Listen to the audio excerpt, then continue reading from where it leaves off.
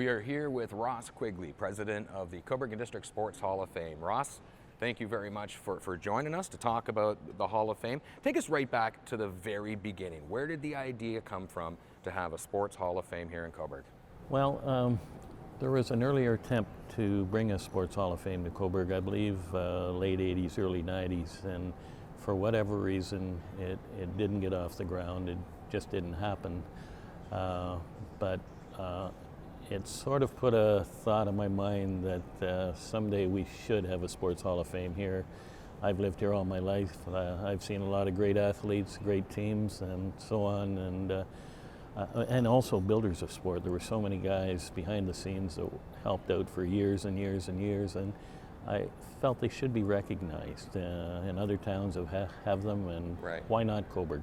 Why not Cobourg? Exactly. Yeah. So you get the idea and you decide you're going to move forward with it. What sort of priority list? Where do you start to get to where we are today? I had a couple of priorities. Number one, I wanted to make sure that the town would be on board with us, just in principle. I mean, the town have many committees and so on. I wanted to be sure that the town thought that this was a good idea and it could fly, and that they would be supportive in principle of that. My second priority, I had to think about whom could I approach. And a lot of names came to mind, but some of them were still working, some of them running their own businesses, some volunteering in all kinds of ways. So I wanted people that were recognizable to the community, respected by the community. I thought it would be a great benefit if they'd been involved in sports in one way or another, player, coach, executive, whatever, but that would sort of give them a leg up on you know, where we thought we should be going and how we could go about it. The original members of the committee were Mike Irwin, right. Peter Harrison, Richard Irvin, Don Conway, John Hayden, John Ovens, Lizzie Basinger, and myself. Since then, Richard Irvin has left the board, John Hayden has left the board, Gil Brockanier has come on, and most recently Jen Ashley has come on board and brings a youthful presence to the board, if you right. will. You know, considering some of us old guys have been around for a long time, but she brings some techie stuff to us, which I'm not very good at, but she also is right in the middle of what's happening in the sporting community in Cobourg right now. So she keeps us up to date on, you know, some of the where we should be going or what we should be doing, and she's been a great addition to our group. Obviously, with where we are today, you got to be very happy with this group of people that have stepped up to help out. Talk to us a little bit about the journey with this particular group of people. Okay, I guess first of all I should tell you that when we got together as a board and I expressed my hope that the town would be on board, we asked for a meeting with Mayor Brockanier and CAO Stephen Peacock. Right. Had a great meeting. They were totally supportive of the concept of a Sports Hall of Fame. In fact, Mayor Gill was so enthused that he asked if we could take him on to the board as a member, and of course we opened with open arms for right. him, because he had so many connections in the town and knew some of the do's and don'ts that we weren't aware of, so he was able to bring a real factor to it. But as far as the board goes, I couldn't be more happy with the people we have. They're all long-term residents of Cobourg. They've been involved in the sporting community, and the one thing I can say about each and every one of them, they all have strong opinions about right.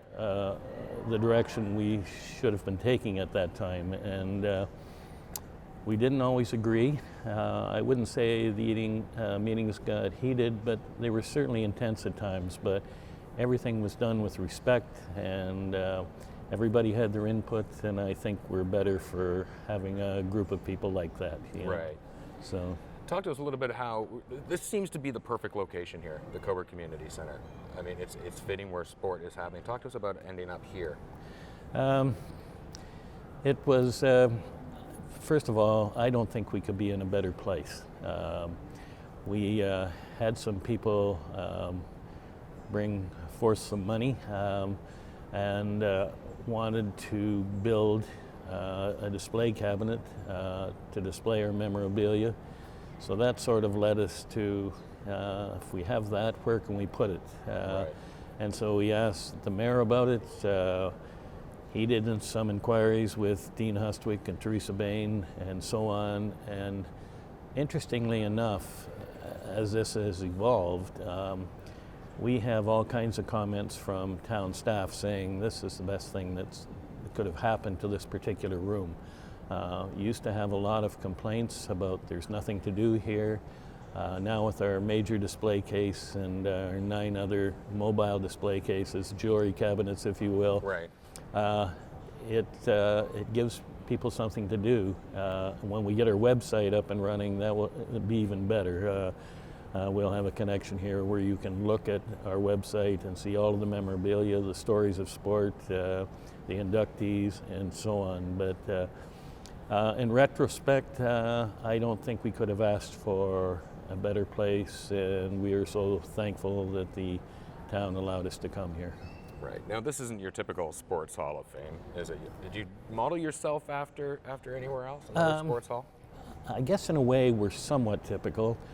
All sports hall of fame, at least the ones that I've seen, have inductees. Right. Some sports hall of fames have memorabilia. We are unique in the fact that to this point we've identified 91 organizations, sports, events, or competitions that have been significant to this area. 91. We're up to 91. Wow. And we're trying to write the complete story of each one of them.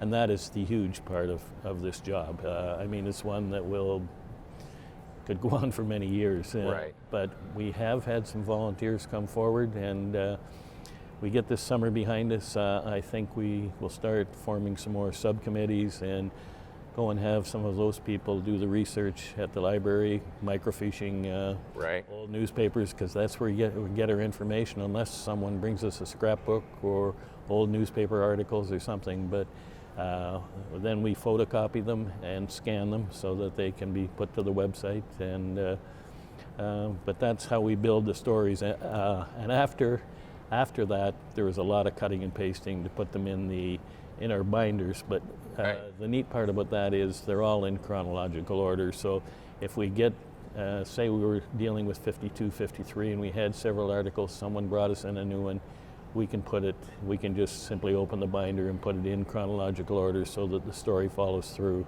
that way. Right. Where did the idea come to tell the stories of the sports? Actually, Stanley Isherwood, Sift and Cook, deserves much of the credit for putting that in my head. In 2015-16, they did History of Sports in Northumberland, and Stanley phoned and asked if I would like to be part of it. Had known that I was involved in the sporting community and so Right. on. So a group of us ended up writing 50 stories of sport. Some of them athletes, some of them builders, some of them teams. And that display went off very, very successfully. But that along, I have to give John Hayden a lot of credit, a former board member who battled really hard for us to tell the history of sport. John comes from an old Cobourg family. His grandfather was involved, I believe, as a board member in the Cobourg Horse Show when it first started. Right. He was on the board of directors for the Cobourg Golf Club, which, for people that don't know, the clubhouse was at the corner of Division and Elgin Street, went west and south from there, and then back north, and then back to the east. Beautiful 9-hole course, but John's grandfather had been involved with that. So John has a real sense of history of sport in Cobourg, and he pushed hard for that, and I'm glad we listened because I think we're a much better organization for it. For people to hear those stories and be able to relate them like you just said there, and I'm picturing exactly where you're talking about, being able to get a vision of a golf course being there is pretty cool. Now with all these stories in 91 sports, there's got to be some unusual stories that have come out of the research that you've done. There really have. Pigeon Racing probably is one of the ones that's been most talked about.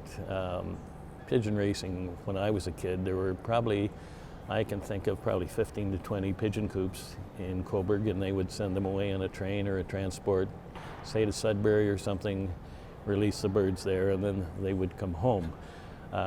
Pot Fox, who is a longtime Cobourg resident, told me that pigeon racing started in Cobourg in 1935.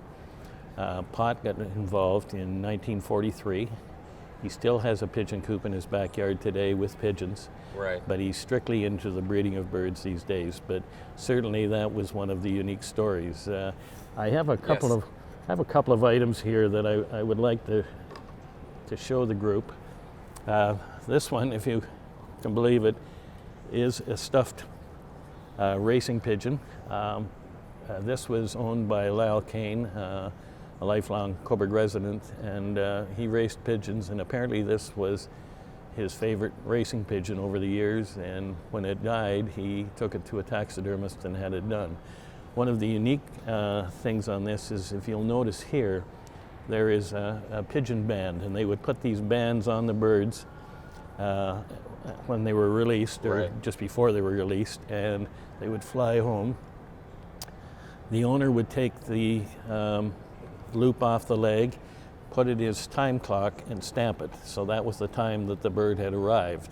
A couple of hours later, the guys would all get together, and you would take your stamped band with you, and the guy that had the fastest time would be the winner. And I think they used to throw so much in the pot every week and so on, and that was how the winner was determined and who took home the prize. Right. There's even a sign that you have here that we'll show that says, "Notice, don't shoot the racing pigeons." This was something really unique that we picked up from Ken Medhurst. Ken has been really helpful to us. He's given us a lot of Galloping Ghost memorabilia and so on. Ken was a member of the Galloping Ghosts. He was a very good hockey player and so on, but he was into racing pigeons big time, and he had this in his basement, and it basically tells hunters, and we had a lot more of them in those days. Right. I mean, it wasn't unusual to walk out, say, Division Street with your 410 shotgun or your 22 rifle going rabbit hunting or partridge hunting or whatever it might be. But some of the racing pigeons were getting shot, and they had, it says on the bottom here, the Canadian Racing Pigeon Union, which was, the office was located in Port Hope because there were lots of Port Hope birders as well. Right. But they felt, they got to a point where they felt it was important to get a sign made up and post on hydro poles around the country and so on, just asking hunters, please do not shoot these. They're valuable birds. What I really like about this, it's informative as well, and it talks about the birds being capable of homing from 500 or 600 miles away, and some come in a home day. from 2,000 in a single day. Yeah. 500 to 600 miles in a day, and up to 2,000 miles in an overall journey. So that was probably one of the more interesting, or shall we say, it sparked a lot of interest in the community about that. Another one, another story we have, it's called Arenas and Facilities, and it's some old ball diamonds, right. Some old arenas. The old arena in Cobourg that I never saw, but I've read lots of stories about it, was the Lay Arena, and it was on the corner of basically University Avenue and George Street on the northeast corner. There's a house right on the corner, but actually Stallwood Homes' office is on approximately the site where the old Lay Brothers Arena was. It was a natural ice facility. They filled the floor with water from the stream, which was right beside it. Right. The other one, there were, I think I got a book called Happenings of Haldeman, I believe it is. But on Highway 2 in Grafton, there were a couple of old barns there, and there's a creek nearby. And the same thing in a small community of Grafton. In the wintertime, they would flood the barn floor, and Saturday night they would have public skating or a shinny game, whatever. But that was another neat one. Excuse me. Donegan Park is another great story. When I grew up, there was a half-mile track around the perimeter, and it virtually went around the perimeter of the park. It was used for horse racing when the Cobourg Horse Show was on, but I did find an article in a 1930s newspaper that in the 30s they had greyhound racing there on a couple of occasions, and drew a crowd of like 5,000 people to see this stuff happening, you know. So there's another good one. The other thing about Donegan Park is the names it's had over the years. It was originally called Donegan Park, and that was because the chap that he'd bought the property and then donated it to the town for a park, and so they called it after him. It was Donegan Park. It then became McClellan Park after a high school teacher, a well-known sports high school teacher. Then it was called Horse Show Park, obviously for the Cobourg Horse Show that went on there. Right. And when I grew up, for a number of years in the 50s and 60s, it was always Kiwanis Park. And now it is back to Donegan. Back to Donegan again. The other neat one is, and I don't think very many people would know about this, but there was a fairgrounds in Cobourg, north of University, between Henry Street and Darcy Street. And I found a couple of old articles about cricket games being played there with Cobourg and Bowmanville and stuff like that, but I never knew until I got into this thing and started doing some research that there was actually a fairgrounds there in those days, and well used by the sounds of it. So even you, a lifelong resident of Cobourg, going through this process, you're learning new things. Oh, this has been a wonderful experience for me. I love history, but I particularly love sports history, but I have learned so many things. For instance, we're talking about rinks. There was an old rink, what they call Corktown, which is basically south of Queen Street, Perry Street, Bay Street. But at one time, there was an old quarry down there, and apparently it used to fill up with water from the lake, and in the winter it would freeze over, and the Corktown boys would play their shinny hockey there. The other one was the first rink, and I believe it would be an outdoor rink, you know where the jail restaurant is, which was formerly the jail, but apparently the first ice rink was flooded there, and hockey played there outdoors on that site. So yeah, I have learned so much, York, that yeah, it's been fascinating. I would imagine there's still so many stories and stuff out there that this is going to go on, as you alluded to at the beginning, for a very long time, these stories coming out, and even some that are still being written as this progresses. Oh, there's I think since the unveiling ceremony, we've had, I think, about 3 new stories added. Not that they were strange or different, but there were things we just hadn't thought about. Oh, I forgot all about them. Right. The East Northumberland Hockey League, it was played out of Colburn, and I have a chap brought me in pictures of 48, 49 championship teams and newspaper articles about it and so on.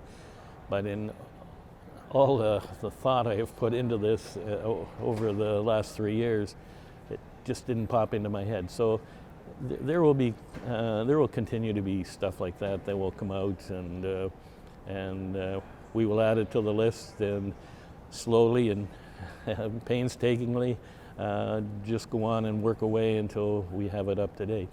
And that leads me right into our next question. So what's next? I mean, you're really basically only getting started. What's next for the Hall of Fame? First of all, our induction dinner. We've had our unveiling ceremony here at the CCC and the announcement of our first 8 inductees.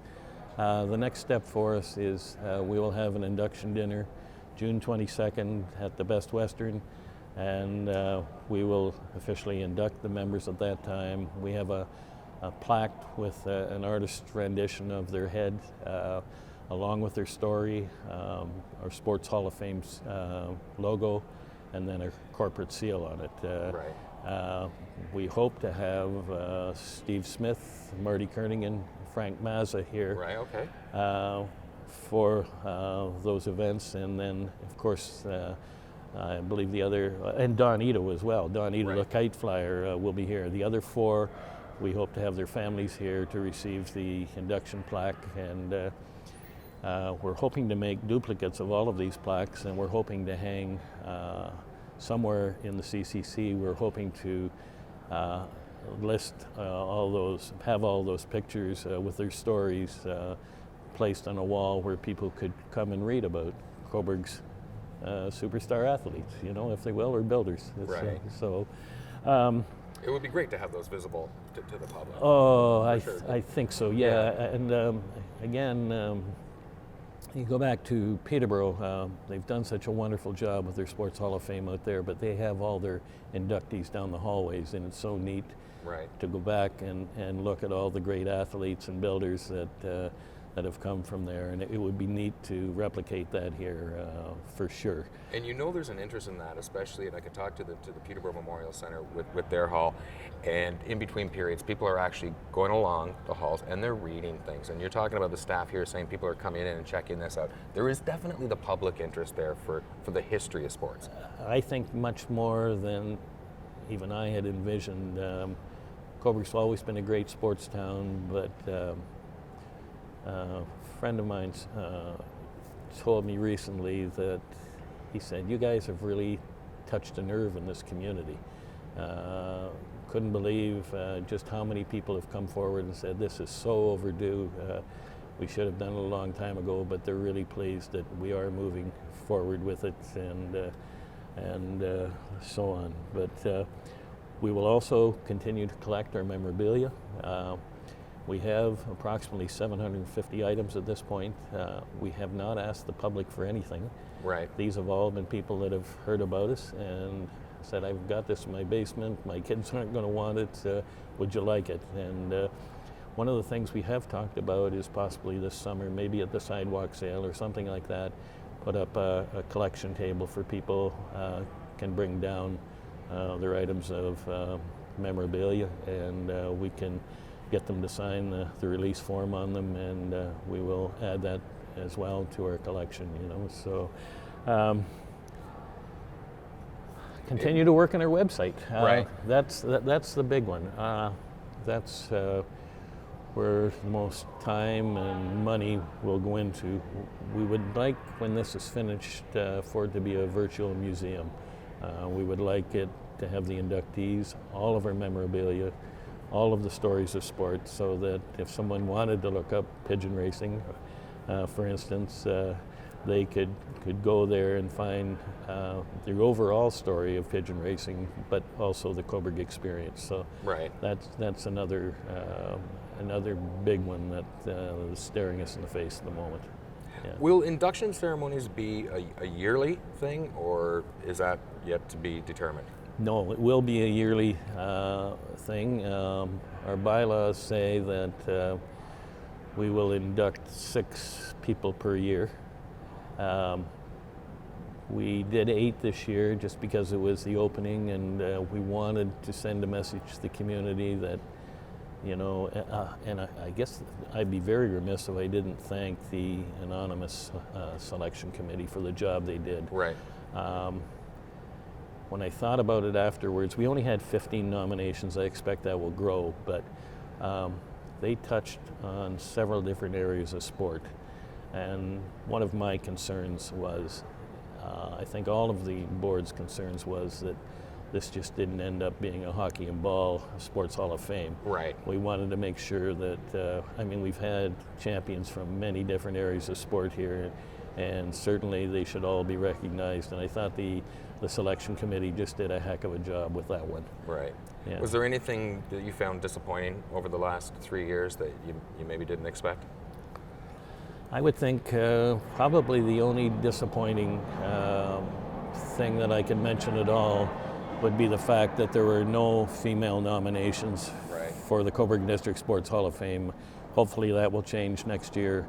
but if you don't have a nomination, you can't have an inductee. Right. So I would say that would probably be the only negative thing that I can think of. We've had our ups and downs like everybody does, but no, nothing that sort of hits you between the eyes. Right. You know. Is there anything, any activities, sports activities out there over the years that the residents of Cobourg just may not know about or may have forgotten about, and alluding to the trophies you have beside you? For sure. I happen to remember these events, but from about 1928 to 1957, they used to have what they called the Labor Day Games, the Cobourg Labor Day Games. I believe it was put on by the Allied Labor Council. Right. And really what it was a field day. It was typically your high school field day. And it took place right in front of the bandshell in Victoria Park. If you can picture, there was a roadway that went across there from the bottom of Church over to the bottom of McGill Street. You then go up to the corner of McGill and Queen, and then go east to the lawn bowling green, and then back down Church. Well, if you think about that, it's pretty close to a quarter-mile track. Perfect. So they would run 440s, 880s in mile races there. Out in front of the bandshell, they would have your typical high school events, and for all ages. They would have high jump, shot put, running broad jump, standing broad jump. Any of those high school events that you would see, you would find there. The other component to that was they used to have swimming races at the harbor. And they would have a half-mile race, and again, for all different age groups and so on. And these two trophies, I think it was probably about 5 or 6 weeks ago, I got a call from a chap by the name of Dave Hempstead.